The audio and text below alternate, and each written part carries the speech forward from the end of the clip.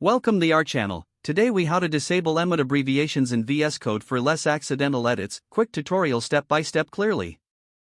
Open Visual Studio Code. Navigate to the settings by clicking on the gear icon in the lower left corner. Select Settings from the drop-down menu. In the search bar at the top of the settings pane, type Emmet. Look for the option labeled Edit in Settings.json at the top right corner. Click on it to open the settings.json file. In the settings.json file, you will add a new configuration.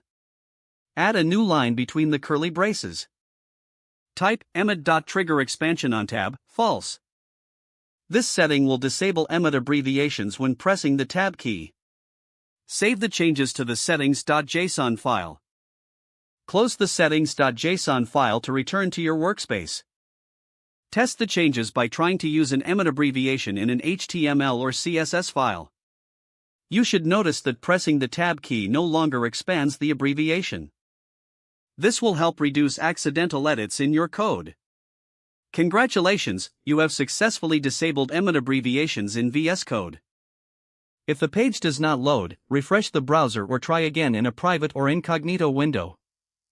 Make sure you are using the correct email address, then retype it carefully to avoid small typos.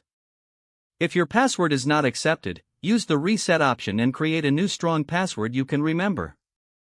Check your spam folder for verification or security emails, then complete any requested confirmation steps. Enable two-factor authentication if available to improve account security and reduce unauthorized access risk. After signing in, review your profile details so your contact information and settings are accurate and current. If you see an error message, note it down and try again after restarting your device and internet connection. Log out when you finish, especially on shared devices, to keep your account and payment information secure. If the page does not load, refresh the browser or try again in a private or incognito window.